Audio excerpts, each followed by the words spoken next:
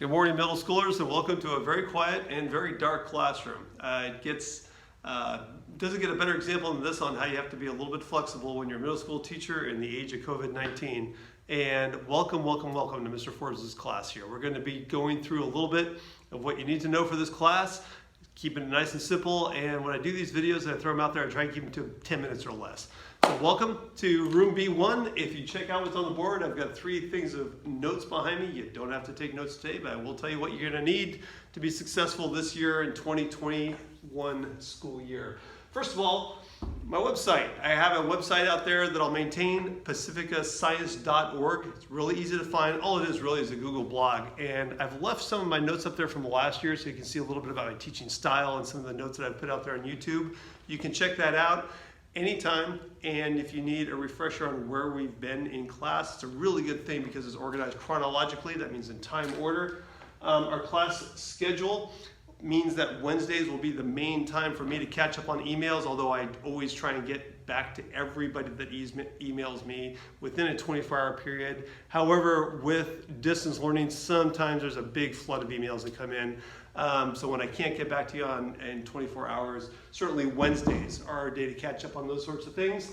Materials, the big material that you need for this class is a spiral-bound notebook. As I go off screen and come back, a binder is also okay, but I really like spiral-bound notebooks. We're still going to keep an interactive student notebook in here, a science notebook. If you check out a science notebook, almost always we do 2 pages in class per day. In other words, there's a left side and a right side. Left side is generally notes. The teaching portion of the class, that is the direct instruction, as they say, the synchronous learning, as they say now too, which means that that's the part where the teacher is lecturing. There's some notes to take down. Why do I have you take actual physical notes that you have to write down? There's a good reason for that. One of the things is definitely you learn better when you physically write things down. I'll go into the citations later on. I want to actually cite these things that I put onto the videos, but the short story is that when you physically take the time to write it rather than type it, you remember things much better. Now, that being said, I do keep the notes brief and to the point, but physically writing them is a very important part of the class.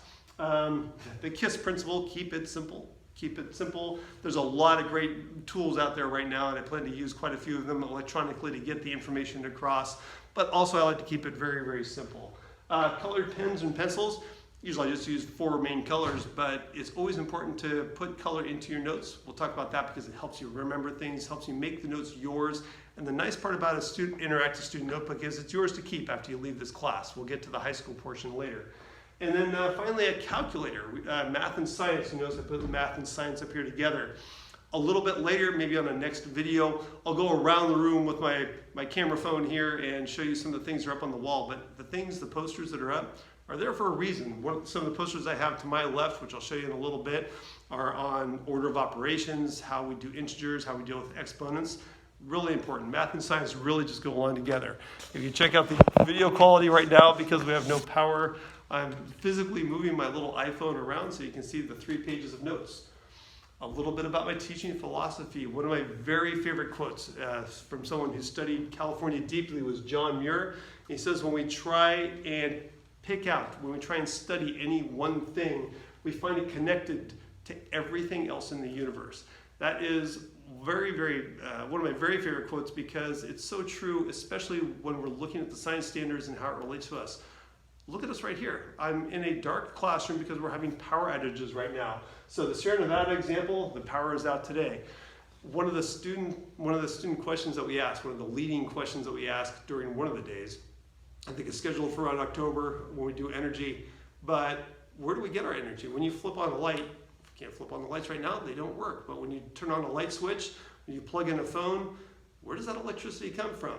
Well, it has to do with a lot of things. It has to do with the Sierra Nevada and how they were formed. It has to do with our supply of water up there that slowly gets released and then comes through dams, which turn turbines, which give us electricity. We're going to be studying all that, but that type of thing is directly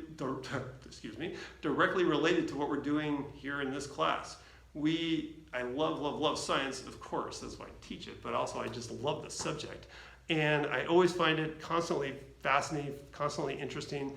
how things like the geology of the Sierras factors in exactly to things like this August day that we have no power and we're getting ready to go on to distance learning without electricity. I can still post my video here using my iPhone, but we're going to talk about how do these things connect. Science and math is all about connections.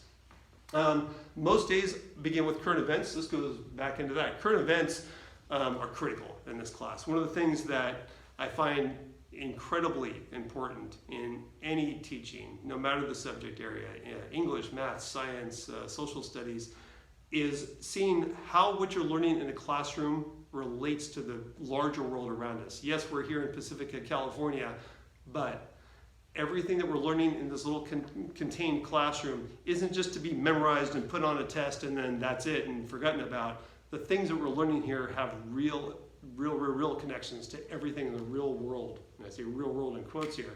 The real world out there. We live right next to the ocean. We're going to be studying the ocean heavily. One of the things that we can actually take advantage of with the video here is going to places in Pacifica. I can take the video camera out there. We can do lessons from the road in Pacifica. I'm going to turn the camera one last time over to the last board. And yeah, my video production hopefully will get better as we go through the year. But I just wanted to point out on this side right here, a little bit about middle school. Basically, when you're going kindergarten through up to about 5th grade, you're given this subject. There's not that much choice. There's a little bit on electives and things like that. But especially in middle school going forward, you have more choice about your study habits, what you take, how you study. I always draw this little triangle every single year, and I'll send it out to the parents as well as part of my introductory letter. But it's a triangle that shows students at one corner of a triangle, parents and guardians at the other corner of a triangle, and the teacher at the third corner of the triangle. And no student, no teacher, and the parents and guardians, we don't succeed on our own. What we do is we work together to make sure that the students really are prepared for high school.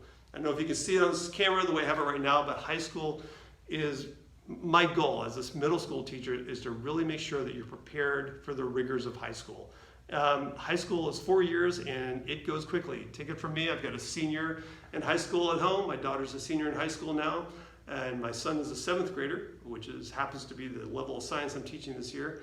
And I can't say enough about what we do in this class gets you ready for being a self-directed student in high school, self-directed and successful student in high school. If you check out one important thing, especially during this very unusual time with the pandemic, is finding a nice quiet place to get your work done. We'll talk a little bit more about that later. Some special issues right now, obviously COVID-19.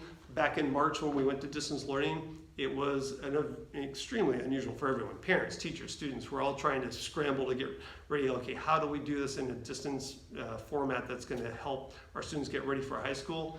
We'll be talking a little bit about that specific thing. It fits into our science standards, and one of the things that we're focusing on this year with the science standards is what they call essential standards. And essentially it's just a bunch of science teachers that get together and think, what are the most important things students need to go forward into high school and to go forward into college and to really understand the subject? Obviously COVID-19, a virus, a microscopic particle that isn't technically living until it gets into a living cell. How does that end up shutting down schools and having a middle school teacher stand here in a darkened classroom 1 week before students are supposed to arrive and we're supposed to go forward? Well, we're going to talk a little bit about that, all the things that connected to bring about a virus shutting things down the way it's done. And what is a virus? Where does it come from? How does it evolve? There's a lot of current events right now that are exactly connected with what we're doing in middle school. So I wanted to say a quick hi and introduction. Again, Mr. Forbes here, and we're going to be going through a lot of very cool subjects here in room B1 at IBL, and I'm looking forward to getting to know each and every one of you. Obviously at first online, hopefully in person when we can finally return to the classroom, whether it happens this year or next. We're still going to make lots of connections online, and we're going to learn a lot about our local environment, our local science, everything from the oceans around here to Montera Mountain, how that formed, to out the door over here. Again, I'm going to show you around the room next time on the video because I try and keep it to 10 minutes. Out the door over here, the San Andreas Fault, literally in our backyard. Have a great day. Looking forward to meeting and getting to know each and every one of you over the course of this very, very unique school year, 2020-2021. Take care. Bye-bye.